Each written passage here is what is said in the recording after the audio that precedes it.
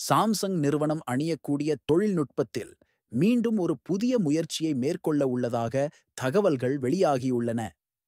அடுத்த ஆண்டு புதிய ஸ்மார்ட் கண்ணாடிகளை அறிமுகப்படுத்த திட்டமிட்டுள்ளதாக கூறப்படுகிறது.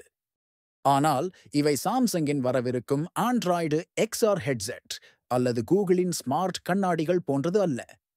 இது முற்றிலும் மாறுபட்ட ஒரு தயாரிப்பு. கொரிய ஊடகமான SE டெய்லியின் தகவல்படி இந்த மர்மமான புதிய மாடல் மெட்டாவின் ரே-பான் ஸ்டோரிஸ் போன்ற ஒரு சாதனமாக இருக்கும். இது முழுமையான ஆக்மெண்டட் ரியாலிட்டி சாதனமாக இருக்காது. இந்த கண்ணாடிகளில் ஸ்பீக்கர், மைக்ரோஃபோன் மற்றும் கேமரா ஆகியவை இருக்கும் என வதந்திகள் தெரிவிக்கின்றன. ஆனால் குறிப்பிடத்தக்க வகையில் இதில் எந்தவித டிஸ்ப்ளேவும் இருக்காது. இதன் பொருள் உங்கள் பார்வை புலத்தில் மெய்நிகர் தகவல்களை மேலெடுக்குவது இதன் நோக்கம் அல்ல. மாறாக இது ரகசியமாக தருணங்களை பதிவு செய்யவும் அழைப்புகளை மேற்கொள்ளவும் பயன்படும். ஒரு உள்ளமைக்கப்பட்ட AI உடன் உரையாடவும் இது உதவும் என எதிர்பார்க்கப்படுகிறது. இது ஒரு புதிய வகையான பயனர் அனுபவத்தை வழங்கும். இந்த கருத்து உங்களுக்கு பழக்கப்பட்டதாக தோன்றினால் அது ஆச்சரியமல்ல, ஏனெனில் இந்த அம்சங்கள் கடந்த ஆண்டு முதலில் குறிப்பிடப்பட்டன.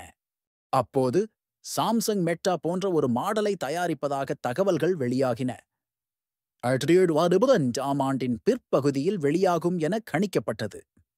அந்த தேதி சற்று தாமதமாகிவிட்டது என்பது தெளிவாகிறது. இருப்பினும் இந்த யோசனை கைவிடப்படவில்லை. இந்த திட்டம் மீண்டும் வேகம் எடுத்துள்ளதாக வட்டாரங்கள் தெரிவிக்கின்றன. இதற்கிடையில் சாம்சங் மற்றும் கூகுள் இணைந்து முற்றிலும் மாறுபட்ட ஸ்மார்ட் கண்ணாடிகளை உருவாக்கி வருகின்றன.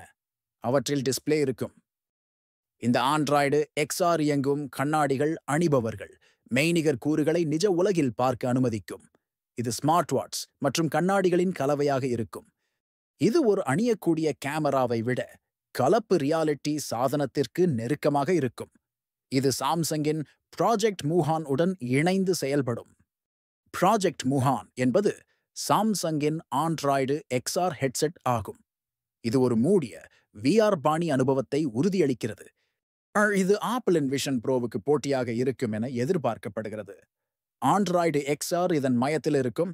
கூகுளின் ஜெமினி AI ஒரு உதவியாளராக செயல்படும். சாம்சங் ஒரே நேரத்தில் 2 வெவ்வேறு வகையான அணியக்கூடிய சாதனங்களை உருவாக்குகிறது. இது சந்தையில் ஒரு தனித்துவமான நிலையை அடைய உதவும்.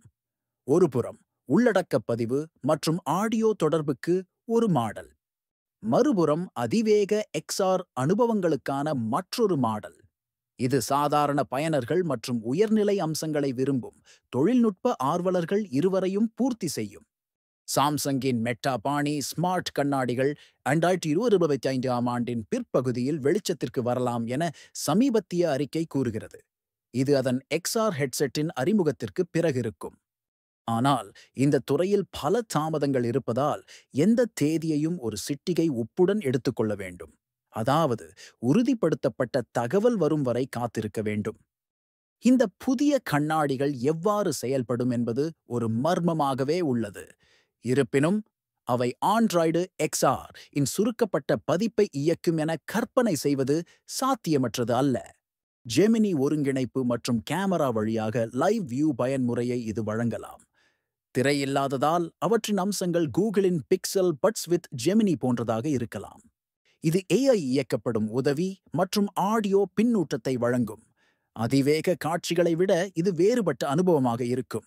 சாம்சங், கூகுள், ஆப்பிள் மற்றும் சியோமி போன்ற நிறுவனங்கள் ஸ்மார்ட் கிளாஸ் சந்தையில் ஒரு பங்கை பெற போட்டியிடுகின்றன. இதனால் சந்தை சூடுபிடிக்கத் தொடங்கியுள்ளது. சாம்சங்கின் இந்த 2 முனை அணுகுமுறை நிறுவனத்தை தனித்துவமாக நிலைநிறுத்த முடியும்.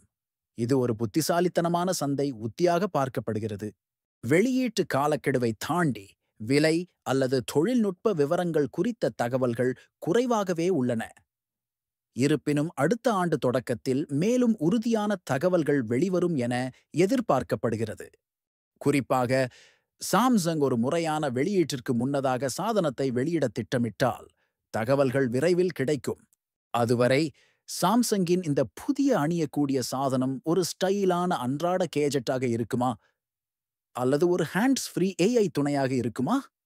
அல்லது நிறுவனத்தின் வளர்ந்து வரும் தொழில்நுட்ப ஆர்வங்களின் பட்டியலில் சேர விதிக்கப்பட்ட மற்றொரு லட்சிய பரிசோதனையாக இருக்குமா? இந்த கேள்விகளுக்கு விடை தெரியாமல் ரசிகர்கள் காத்திருப்பார்கள்.